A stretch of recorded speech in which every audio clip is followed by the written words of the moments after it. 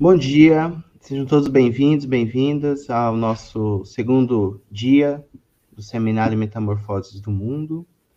Eu sou o professor Eduardo Marândola, da Unicamp, aqui do ICSA, da FCA, e tenho o prazer de coordenar as nossas atividades essa manhã, que teremos a nossa segunda mesa, intitulada Metamorfose do Mundo, Emergência Política da Terra.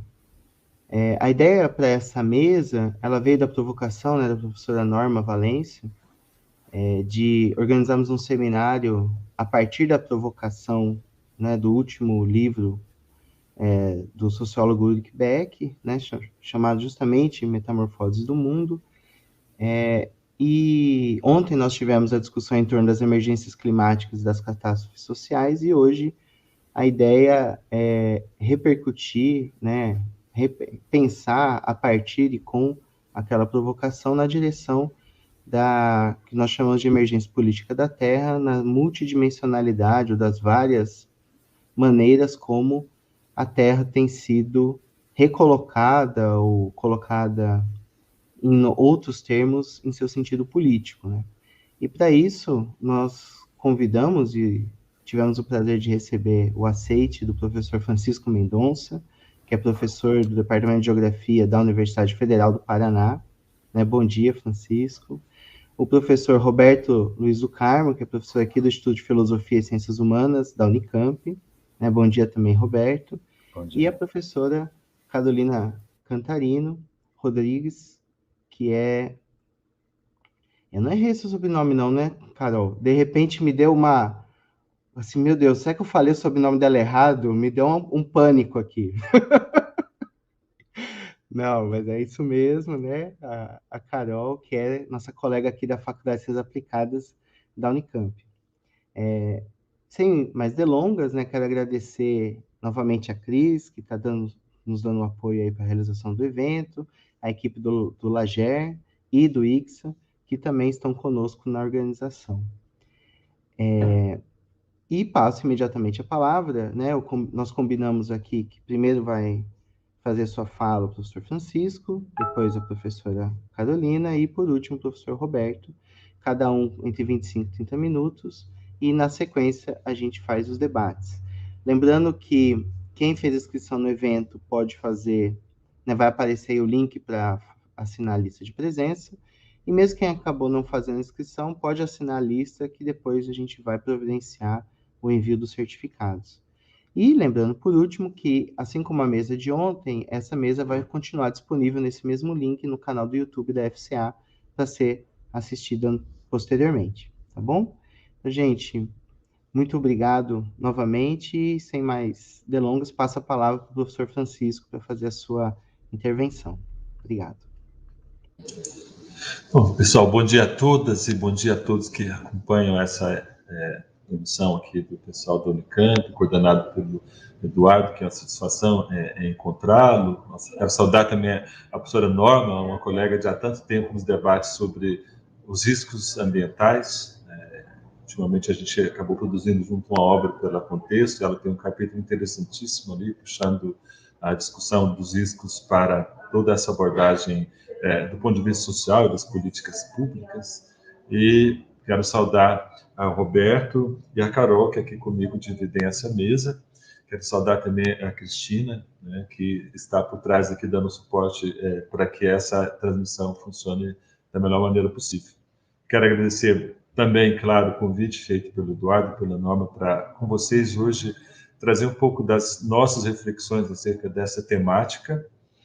E eu organizei ela em 3 tópicos, né? Eu vou tentar abordá-los, muito provavelmente eu não vou conseguir, né? A obra suscita uma discussão, uma reflexão muito profunda, muito longa, ela certamente seria objeto de um estudo bem mais longo do que o que nós vamos fazer aqui essa manhã, e será realmente difícil, em 25 minutos, sintetizar tudo aquilo que a obra me inspirou. Né?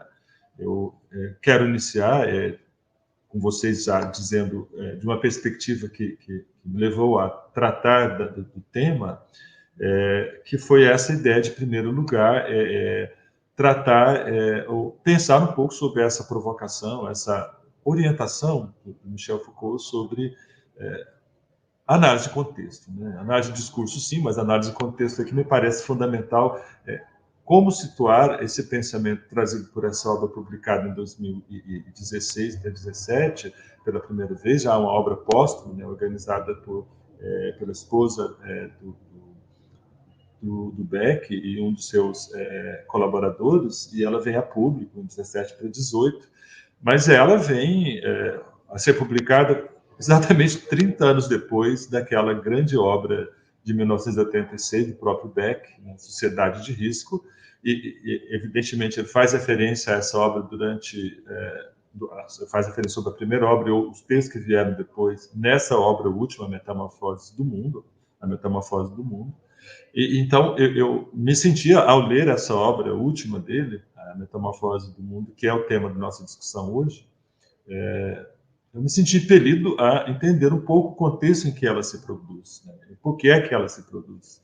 E fiquei muito feliz em assistir a primeira parte desse seminário ontem, quando o nosso colega Roberto, na parte da filosofia, já citou todo um conjunto de elementos importantes para entender o porquê e como é que a obra do Beck se coloca, né? Desde a sua ligação, em termos de pensamento com a Escola de Frankfurt, e depois outras derivações, mas hoje sinto a necessidade de contextualizar um pouco, e é nesse sentido que talvez grande parte da minha exposição aqui vá se situar. Evidentemente, a minha leitura não é uma leitura única e exclusivamente da filosofia, ainda que eu não pudesse estar fora de elementos da filosofia para fazer essa contextualização, mas exatamente pela discussão que nos últimos 30 a 40 anos a gente tem feito a respeito de uma certa epistemologia da questão ambiental e de maneira muito direta sobre as mudanças climáticas como campo empírico de investigação, que é a minha investigação, o mais particular possível nos últimos 20 anos, essa discussão, tratar dessa temática, dessa problemática a partir de um viés que liga tanto a perspectiva da ciência natural quanto a ciência aplicada e a epistemologia desse conhecimento. Mas quero dizer para vocês que há um conjunto eu chamaria de antecedentes ou pensamentos paralelos, ou criações, reflexões paralelas, que vão ter eco aí na obra nessa última obra do Beck, né, essa obra que a gente hoje trata aqui, e que boa parte das vezes ele mesmo não faz referência a elas, né? Certamente é uma condição de onde falo, né? Beck é um pensador alemão do final do século XX, começo do XXI. Ele fala a partir do seu contexto, a partir do seu campo de conhecimento, do seu campo de análise, que é a ciência social, e ele fala de um contexto europeu. E aí, claro, a gente já vai situar críticas para a primeira obra, que em algum momento a gente pôde, inclusive, enriquecer o debate, mas, mais uma vez, ela se faz presente aqui, né? De onde falo tem muito, ou marca muito o que falo. Então, de onde falo, vou pensar no Beck como ciência social, vou pensar no Beck como contexto europeu-alemão, do século XXI no início, e aí, então, tem marcas importantes. E aí eu não vou encontrar na obra dele paralelos de autores que também trabalharam, de certa maneira, a mesma questão, mas sob outras matrizes, né, a partir de outros lugares de fala e pensamento, e que aqui faz questão de colocar como paralelo para a gente avançar, né? Então, entendo e recebi o convite como marco para pensar, ou para conhecer essa obra melhor, para discutir a partir dela um tema que é transversal, as mudanças climáticas, a nova ordem política mundial internacional, os novos desafios que se colocam nas relações sociais, nas relações humanas, econômicas, culturais, forjadas em grande parte no momento presente por questões que estavam já presentes nos últimos 40, 50 anos, mas que tomaram agora muito vigor a partir do olhar dele. E isso é interessante e, de certa maneira, relativamente surpreendente, dado que é um cientista social que aposta, ou pelo menos reconhece, a importância da questão ambiental, especialmente das mudanças climáticas, como um paradigma que coloca em xeque as relações sociais, relações culturais, políticas, comunicacionais no mundo presente para o futuro. Bom, eu situei em primeira mão que talvez, e aí está realmente um elemento para o debate, que talvez a grande importância dessa obra seja a de desfocar um pouco a centralidade das discussões sobre o mesmo tema, que já estava em voga dos anos 80, sobretudo 90 para frente, para algo que toma cada vez mais importância, mas que não era ainda o centro desse tipo de reflexão, que é as mudanças climáticas, os riscos globais, como impondo uma nova articulação das relações entre a sociedade e a natureza e, sobretudo, da sociedade com ela mesma. Né?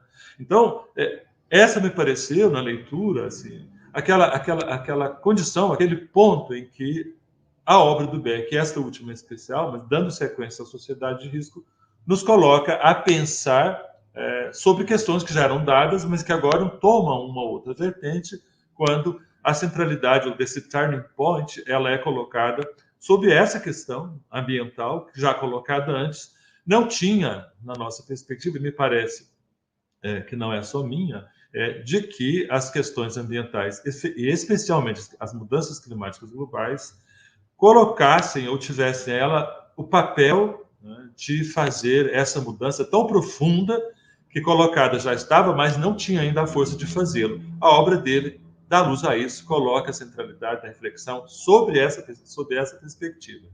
E é nesse sentido que eu pretendo apresentar para vocês alguns argumentos, fazendo um paralelo daquilo que Beck nos traz na Metamorfose do Mundo com alguns pensadores, alguns pensamentos que estão em voga já neste momento.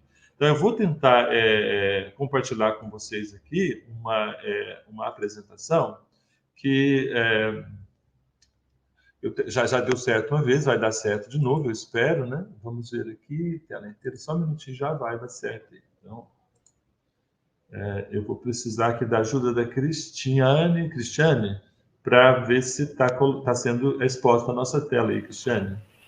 Oi, professor, ainda não. É só compartilhar e eu vou habilitar aqui.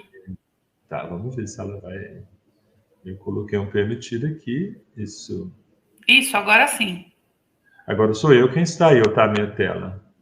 Não, você está compartilhando a tela, precisa compartilhar agora o arquivo, só colocar o arquivo na sua tela. Pode abrir o arquivo? Só abrir o seu arquivo. Tá aberto, e agora o que eu faço? Maximizar, isso. Colocar em modo apresentação. Isso. Isso. Exato. Então, vamos lá. Qualquer coisa, Cristiane, eu vou contar contigo para me avisar se está certo ou errado a apresentação aqui, a exposição. E você, por favor, quando faltar 10 minutos, me avise para mim fechar, porque a gente tem esse hábito professoral de dar aula, e aí a gente às vezes esquece do tempo. São então, 9h20 e são 30 minutos, né? 25 a 30, né? Mas agora já vamos contar 5, porque eu já fiz uma introdução aqui. Não, tranquilo. Então, tá bom. Então, olha só, eu tomo essa nossa fala de hoje, essa mesa de hoje, né, emergência política da Terra, dentro dessa perspectiva de metamorfose do mundo, e a ela eu coloco um subtítulo, né, Ulrich Beck, alguns antecedentes e desafios para pensar essa emergência política da Terra. E nessa organização da nossa apresentação hoje, eu fui encontrar essa imagem que me pareceu muito, muito interessante, um pouco descontraída, né? Os Beatles atravessando essa clássica rua que aparece numa das capas dos seus álbuns, né, do passado, anos 60, aqui sob o impacto das mudanças climáticas globais e elevação dos níveis dos mares, que já é uma perspectiva lançada já há um bom tempo, que ontem, na apresentação do nosso colega aqui do Rio Grande do Sul, já, mais uma vez, ficou nítido com alguns elementos específicos dos impactos, das resultantes das mudanças climáticas sobre o planeta, né? Sobre as condições aqui, essa visão do nível dos mares, mas sobre os biomas, sobre a sociedade em geral. E uma das falas que Beck nos chama a pensar, na introdução da sua obra, na página 25, ele coloca que, em tempos de alterações climáticas, os que respirarem apenas o ar local irão sufocar.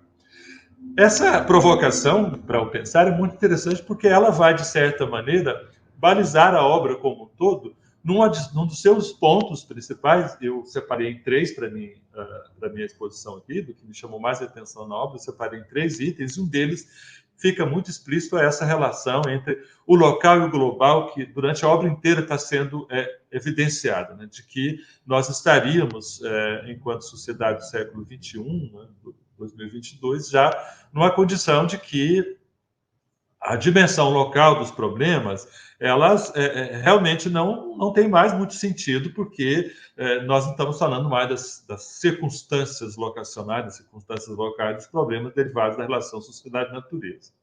essa mesma metáfora da imagem aqui, se aqui estão os Beatles, um Volkswagen, uma outra cápsula ali naufragando, vamos dizer assim, essa imagem de elevação do nível dos mares, ela está presente em N outras imagens hoje difundidas no mundo como um todo. Ora, se as mudanças climáticas anunciadas do ponto de vista científico internacional resultaram nesse tipo de impacto, nós podemos imaginar o corolário de outros impactos que estão associados. E é nisso que Beck vai centrar a sua análise, né? De que não somente a relação local ela deve ser aqui colocada em nível de importância secundário, não desaparecer, mas secundário em relação ao nível global, mas, sobretudo, as relações políticas, e aqui a emergência política da Terra parece tomar um vigor nas colocações dele. Nesse ponto eu concordo plenamente com ele, de que a gente deveria realmente pensar sobre, ou trabalhar e se reorganizar socialmente no mundo todo para essa nova escala das relações humanas, que efetivamente tem reflexo no indivíduo, tem reflexo no local, mas que não partem deles como premissas para a organização coletiva. E uma outra premissa que ele vai colocar é essa divisão, ou essa diferenciação necessária de ser assumida, que é a perspectiva da coletividade contra a individualidade, né? Não que uma deva subsistir ou deixar de existir em relação à outra, mas a supremacia das relações globais chama a perspectiva das condições de coletividade. E por isso mesmo ele vai trazer reflexos disso na obra para pensar as condições políticas no planeta. Mas essa imagem dos anos 60, eu trago ela aqui exatamente para chamar um pouco a atenção sobre esses antecedentes que eu tenho chamado, que a obra dele me fez a pensar, né?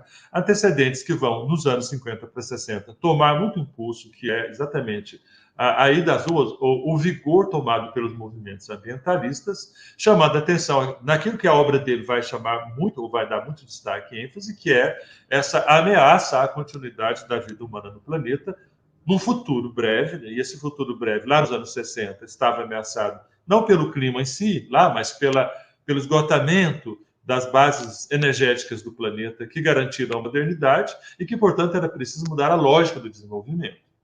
A realização, em primeiro lugar, do Clube de Roma em 68 é um grande chamariz para isso, em que fica claro que o poder político internacional toma consciência desse problema e vai tentar criar novas políticas para reorientar o desenvolvimento e que vai ter sequência, efetivamente, nas conferências 72, 92, 2002, 12, etc., momento no qual, a partir dos anos 90, se cria, inclusive, a Câmara das Mudanças Climáticas pela ONU, e que vai, então, balizar toda uma discussão, né, uma nova matriz política no mundo, que chama sobre um outro tema que não estava dado antes, no tema que é a mudança climática, ou é a biodiversidade, a partir da ECO 92, que vai, então, aglutinar os poderes do mundo em macro-reuniões globais, tentando pautar a política internacional do desenvolvimento para, de certa maneira, atuar em face daquilo que parece inexorável dali para frente, que é a humanidade está caminhando para um certo fim enquanto condição de vida no planeta, dado que as bases da vida estariam aí esgarçadas brevemente. Então, nós estamos falando de um outro contexto político, evidentemente. A emergência política da Terra ela vem desse contexto. Ela não vem única exclusivamente das mudanças climáticas pós-anos 90 ou 2000, mas ela vem de antes, no contexto das questões ambientais e da problemática ambiental. E é nesse sentido que me pareceu colocar aqui em evidência alguns elementos, por exemplo, que vou extrair da obra de Beck, desse último, né, 2018, Metamorfose do Mundo. Alguns elementos, eu vou aqui, se houver tempo, colocá-los à baila, quando ele chama a gente a pensar nessa condição da terra incógnita, né, dos conceitos familiares que são escritos na parede, mas que a gente deve olhar, né, esses aí como elementos da metamorfose do mundo. Porque a gente está falando de um momento em que a oposição entre esquerda e direita na política, as distinções entre nacionais e estrangeiros, entre natureza e sociedade, primeiro e terceiro mundo, centro e periferia, elas se encontram esvaziadas, né? Elas são coordenadas vagas, são instituições ocas, se pensarmos a complexidade desse mundo presente, né? Ele faz aqui referência, inclusive, a Foucault e Bourdieu nesse início, né, ou nessa parte da obra, que é uma citação de 92, para falar de um momento dessa terra incógnita, né, mas desse mundo, né, nas palavras, por exemplo, do Henrique Leff, né, que em 98 publica uma obra importantíssima, Epistemologia Ambiental, que vai falar nessa obra, por exemplo, Racionalidade Ambiental e Epistemologia Ambiental, 2 obras do final dos anos 90, em que vai falar exatamente a ideia de mundo, né? O mundo que é o mundo gerado, gestado pela modernidade, mas que não tem mais lugar de existir da forma como estava antes. Esse mundo tem que ser mudado. Então, eu vou falar de alguns antecedentes, por exemplo, citei o Leff, mas quando eu falava do turning point na abertura aqui, esse turning point, anos 80 para 90, é uma expressão clara que está na obra do Capra, né? Ele é um dos, não é o único, evidentemente, que usa essa obra, o Ponto de Mutação, que é uma obra introdutória para quem vai discutir questão ambiental, mas que já coloca ali uma necessidade de repensar a civilização moderna, né? Com a civilização que vai falar dos combustíveis fósseis, com uma necessidade de mudança, mas a mudança não está apenas na ordem material empírica do combustível, do elemento energético ele mesmo, mas está na política que torna esses elementos necessários ao desenvolvimento e como que o desenvolvimento como política se produz, apropriando-se da base natural do planeta, mas que tem que mudar. Ora, citar apenas 2 naquele contexto em que o próprio Beck está publicando a sua grande obra em 86. Essa obra do Capra é também desse momento, a obra, por exemplo, do Habermas, após o Estado-nação, ou depois do Estado-nação, ela também vai colocar isso, de que já nos anos 80 para 90, os grandes complexos transnacionais, multinacionais, eles estão a dar a ordem do mundo naquele momento, não mais a dimensão política de Estado sozinha, mas as grandes corporações econômicas do mundo, o capitalismo avançado dessa fase, já estava a dar a nova ordem mundial. Então, o Beck, interessante a mim, me parece, ele situar na sua obra certos pensamentos que já estão em voga, mas não dá, por exemplo, ou pelo menos não aparece na sua obra a citação a pensador. O Habermas está ali na obra dele, mas, por exemplo, o Capra, o Morin, nos anos 90, por exemplo, não está presente na obra dele, quando fala, por exemplo, da proposta de a gente abdicar das nossas identidades nacionais. A obra do Edgar Morin com a Anne-Brigitte Kern, Terra Pátria, é um grande livro dos anos 90 que nos incita a trabalhar por essa certa desconstrução das identidades nacionais. E propõe na obra que nós tenhamos ou defendamos uma identidade planetária. E ele vai colocar isso naquele momento, porque exatamente está muito vivo a ideia da queda do Estado Nacional moderno. Então, na obra do Beck, na Metamorfose do Mundo, uma das dimensões políticas que ele vai colocar é essa relação entre Estado-nação versus a cidade mundial. E, claro, o Estado-nação como fim, a necessidade do fim dele, exatamente pelas suas condições de abordagem, a perspectiva umbilical da sociedade, né? Ser fechada nos territórios fronteiriços nacionais e com leis muito individualizadas e autônomas, com suas soberanias, que não teriam mais sentido no mundo que se torna globalizado. E por isso ele vai propor na obra e na sua saída final a ideia de uma união de cidades, né? Ou paralelo das Nações Unidas, né? Cidades Unidas, está lá na parte final da obra, mas a ideia da cidade mundial que também não está muito, que não é também muito nova. E essa não ser nova me faz lembrar, inclusive, da proposta do Berman, né? Quando, recuperando o ideário marxista de tudo que é sólido desmanche no ar, nessa obra dele, que é dos anos 80, é nessa obra, por exemplo, que ele vai fazer essa contraposição de que a cidade, a urbanização, a urbanidade são os elementos contrários ao tradicional, arcaico, ao ultrapassado, e que o grande símbolo, o grande testemunho da modernidade é a cidade, aliada à indústria, ao Estado Nacional, à ciência, etc. E ele vai fazer muito bem isso, né? Acaba sendo uma das obras de referência, essa obra do Berman. E aí, quando a gente analisa ou vê a proposta que o Beck nos traz aqui, que vai recolocar esse papel da urbanização, né, como uma perspectiva, né, para essa saída do Estado Nacional, não é no mesmo sentido, evidentemente, de que o Berman fala. Mas eu não vejo o Berman citado ali, eu vejo no Berman uma série de elementos que permite compreender muito melhor essa condição que o Beck nos traz hoje, para pensar o papel das cidades na política mundial, né, em que a gente efetivamente vive no mundo hoje, e eu diria muito particularmente no Brasil, certamente o Roberto vai avançar um pouco nisso conosco hoje, mas assim, a inexistência de um poder decisivo sobre o território, sobre a vida, sobre a política no geral, que as cidades deveriam ter, a inexistência dele no Brasil, por exemplo, é um dos grandes problemas que fazem com que o quadro ambiental brasileiro seja tão caótico, porque a relação entre o município até a União, nos 3 níveis da nossa federação, não permite um tratamento adequado daqueles problemas que estão empiricizados na dimensão da cidade, na dimensão do urbano. Essa inexistência de um marco legal ou de um ente federativo que desse, ou que reconhecesse a força e a importância da experiência ou da dimensão da vida urbana, ela nos aparece hoje como algo importantíssimo. E Becker coloca isso na sua obra. Está do meio para o final do seu trabalho, mas é uma das saídas que ele nos propõe. Mas a Becker, por exemplo... Só para avisar que são 10 minutos, faltam 10 minutos, tá bom?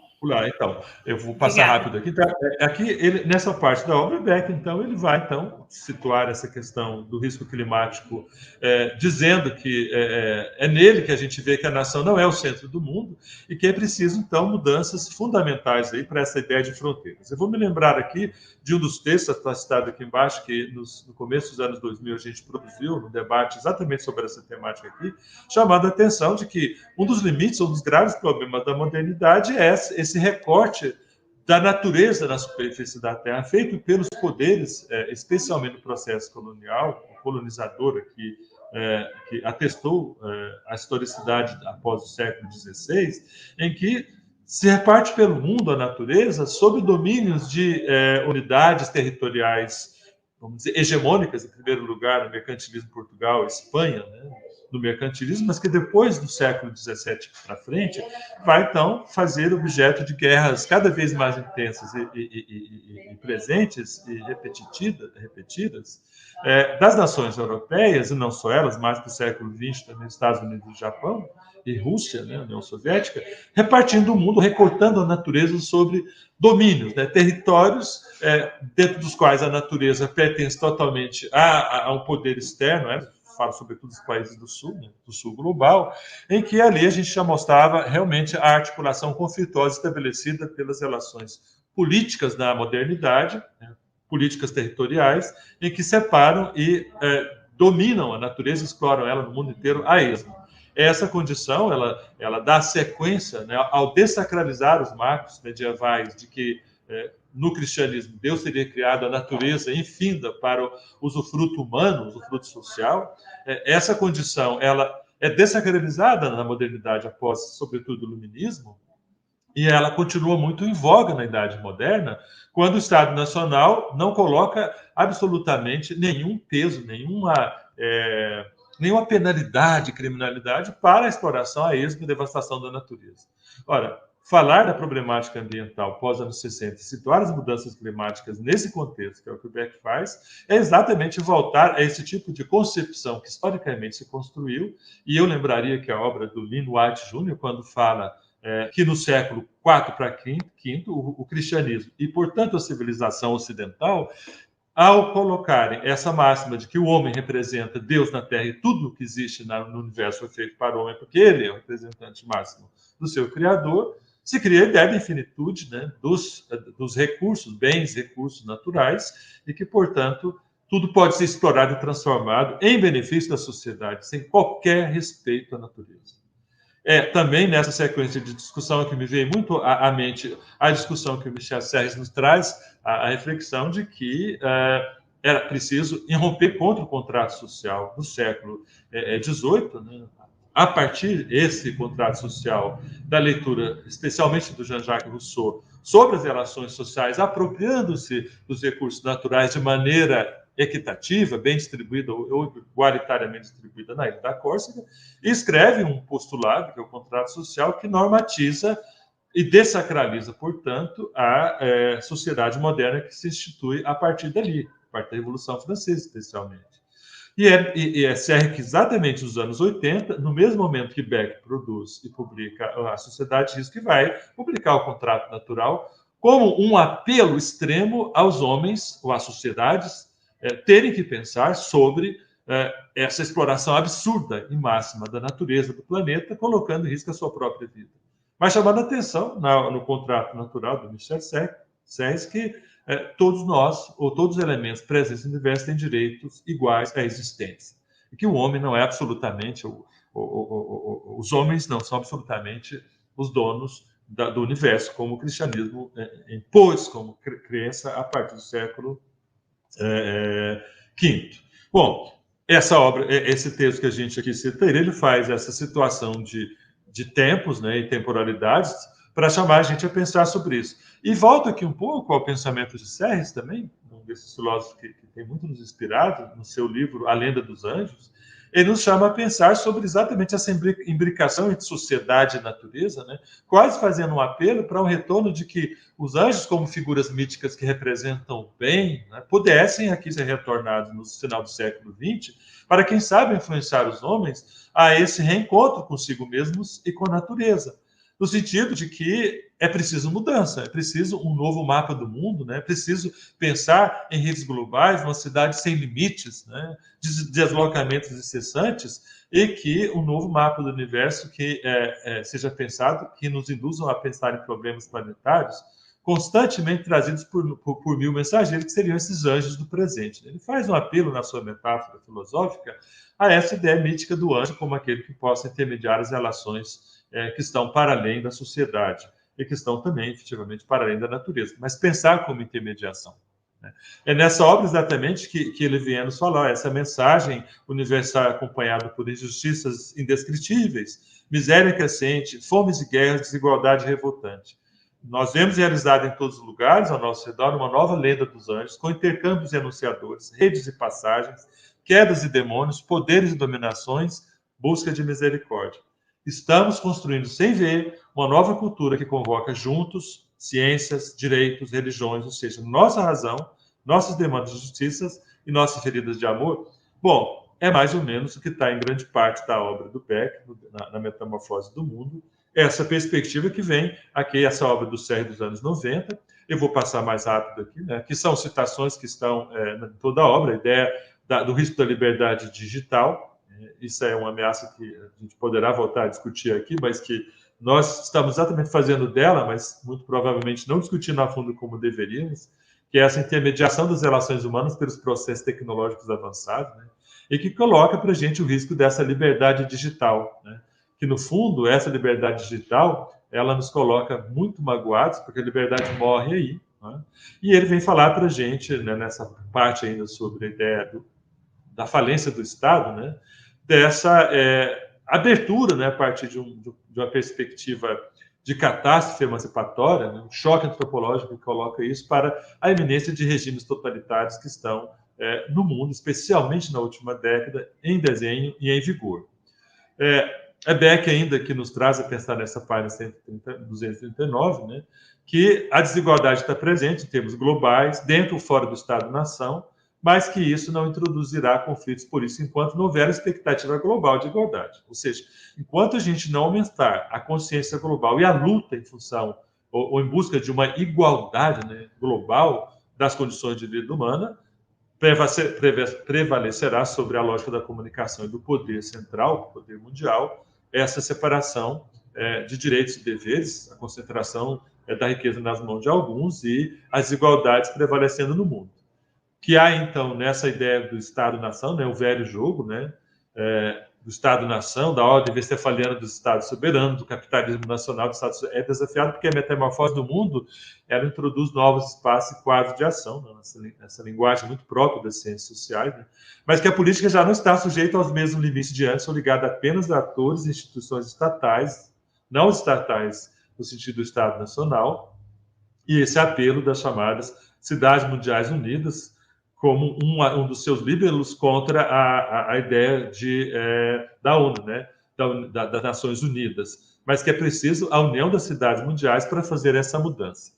Eu já citei essa perspectiva do Mohan, esse diálogo aqui que faço, que busco com o Beck, e que, então, é preciso pensar o Estado Nacional e seu fim, nessa condição de complexidade do presente, que muito bem chamou Michel Foucault a gente a pensar sobre esses três estágios, 3 momentos que as sociedades na historicidade humana organizou, que é esse período monismo, e de certa maneira Beck nos chama quase a pensar numa perspectiva monista que teria predominado nas sociedades humanas até o feudalismo, até o começo dele, para uma fase dualista, quando a ideia do mito se coloca como instituição e como igreja.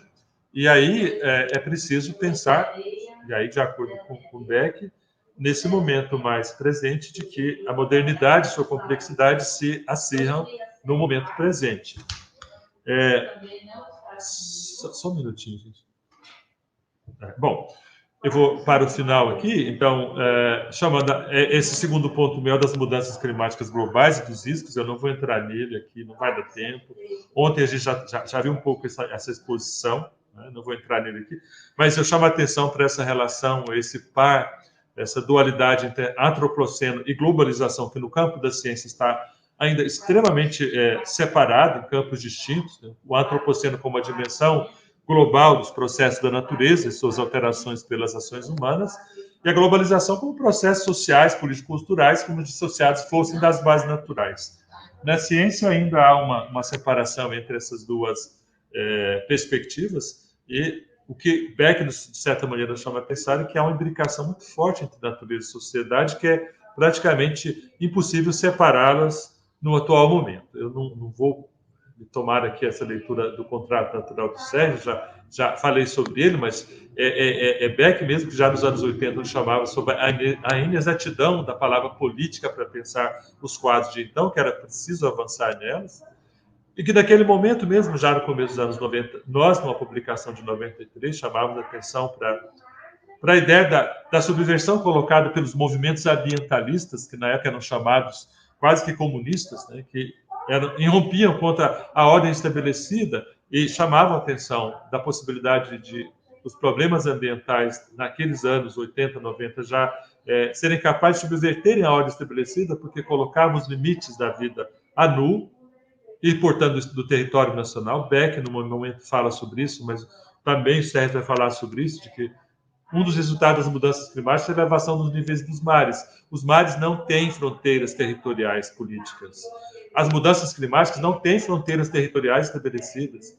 Ou seja, há uma lógica da natureza que, de tão explorada, subverteria futuramente a lógica das territorialidades constituídas no planeta. E que, portanto, era preciso se dar a isso. E vou encerrar com vocês, só um minutinho. Maria Angela. Bom, eu vou aqui para o encerramento. Só um minuto, gente. Maria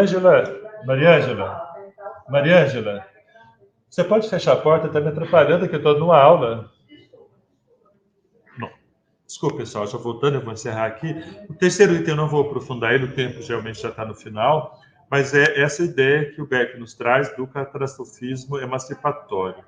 Aqui, esse catastrofismo emancipatório seria uma condição que ele diz que chegamos, e vamos chegar cada vez mais numa condição de tamanha catástrofe generalizada provocada pelas mudanças climáticas, que esses impactos, essas aberrações, vamos dizer assim, dos extremos, né, dos gravíssimos desastres que já estão presentes, mas vão se intensificar, vai provocar uma certa conscientização, né, e que essa conscientização vai provocar uma emancipação, né, da necessidade da mudança da condição do Estado Nacional, das perspectivas locais, nacionais, das soberanias, para pensar o macro, pensar o globo, pensar a Terra, e haver uma certa declaração de interdependência necessária a ser elaborada pela humanidade. Esta é uma utopia, talvez ela realmente se torne realidade, mas no presente momento eu a julgo como uma utopia, mas ela me chama a pensar nas particularidades nacionais, né? Sem falar dos estados nacionais que hoje no mundo, na última década, derivaram para a extrema-direita, para um revival do fascismo, que já marcou muito o século XX e situações históricas anteriores, nós estamos a presenciar e vivenciar isso muito fortemente no Brasil. Aqui, será mesmo que o catastrofismo emancipatório, representado nas instituições que por essas pessoas que estão aqui nessas fotografias, tem a responsabilidade pública da condução do Estado Nacional? Será que essas pessoas, nos seus papéis, e nas suas funções, nos seus objetivos, realmente aplicariam o catastrofismo emancipatório, ou seriam elas aquelas que intensificariam essa condição do catastrofismo social, ambiental, cultural que nós estamos vivendo, e delas desse contexto, poderia emergir uma condição de salvaguarda, uma condição de saída para uma sociedade mais igualitária, uma sociedade com mais justiça social? Não sei se vai acontecer isso. Nós estamos na iminência desse debate.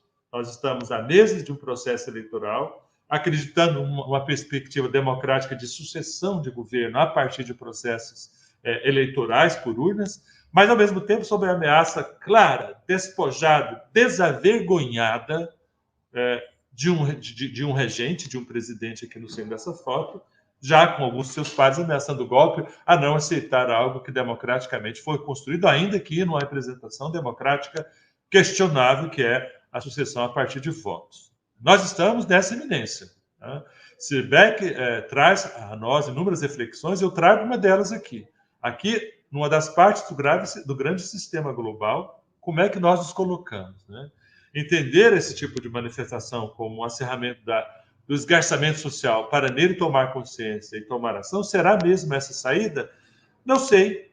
Embora em 2001, essa publicação do livro Império, do Michael Hardneck, já nos chamasse a pensar sobre as saídas, né, que não chamam da cidade naquele momento, da cidade mundial, mas falam do papel da multidão, a multidão como aqueles despossuídos de qualquer poder, de qualquer ação reconhecida pelo Estado Nacional, por sua quantidade, por sua tomada de consciência, iriam irromper-se contra o Estado Nacional, contra o poder, e colocar o poder abaixo, mudando efetivamente os marcos da modernidade, do Estado Nacional no qual nós estamos.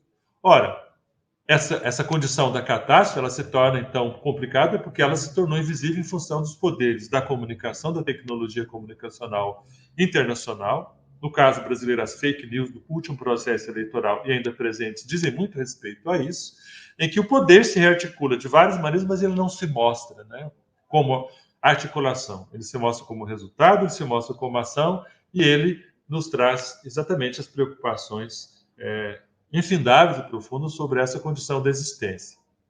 E vou encerrar com essa citação do Barber, Beck cita ela na página 227, como uma das saídas, né, para nos salvarmos das formas anárquicas da globalização, como a guerra e o terrorismo, e das formas monopolistas, como as cooperações multinacionais, nós precisamos de organismos democráticos que funcionem, né? Organismos capazes de enfrentar os desafios globais existentes no mundo cada vez mais interdependente. É uma utopia, é um sonho, é uma vontade. E essa vontade, né, ela hoje, ela pode ser tratada, né, a partir dessa ideia da cidade, né, que foi pioneira da democracia, uma aposta que ele faz, né, que a cidade tem na história a base comum para os movimentos cívicos de libertação e podem, no mundo de hoje cosmopolizado, das ameaças globais, voltar a ser a maior esperança da democracia. Chamei a gente a pensar sobre essa ideia da ditadura ambiental e eu vou, nessa última frase aqui, apenas colocar 2 pontos para a gente encerrar, que são, para mim, pontos questionáveis dessa obra, que eu reputo como fundamental, maravilhosa, mas que deixa para mim 2 pontos de questão. Um deles é quando ele coloca essa igualitarização de processo em parte na escala global, né, que, na verdade, volta ao começo da minha fala, muito provavelmente da origem da ciência social, mas sobretudo do contexto europeu, alemão, de onde ele fala, né, a partir do qual ele vê o mundo, há uma certa generalização de considerações para o mundo que tem geografias diferentes. Colocar para o mundo como todo a perspectiva que pode ser muito bem válida para os países do norte global me parece um tanto tênue. E parece um tanto tênue porque aí entra no segundo aspecto, que me parece que ele dá muito pouca ênfase na obra a essa geografia dos países do Sul, essa condição dos países do Sul. Dado que as condições das populações, das nações dos países do Sul global não podem ser, na minha perspectiva, comparadas ou colocadas no mesmo patamar de avaliação, de análise que as nações, países e populações do norte global. Porque são condições muito distintas. E essa crítica ela já está presente já nos primeiros anos depois da publicação da primeira obra de 86, Sociedade de Risco. Dados os perigos da generalização dessas considerações da tecnologia para o mundo como um todo e da sociedade como o mundo todo. Nas duas obras, há muito pouca ênfase sobre contextos não norte global, contexto do sul global. E aí me parece que nós teríamos que avançar muito para exatamente tentar interpretar nas realidades do sul global elementos que são importantes lançados para o norte global, mas que aqui têm nuances diferenciadas. Bom, eu vou encerrar com vocês então, meu tempo deu aí, e vou agradecer a vocês todos pela atenção dispensada. Devolvo, Eduardo, a palavra a você e me mantenho aqui para o debate. Obrigado mais uma vez. Muito obrigado, Francisco, pela fala. Acho muito rica, né? Muito provocadora, muitos elementos para o nosso debate hoje.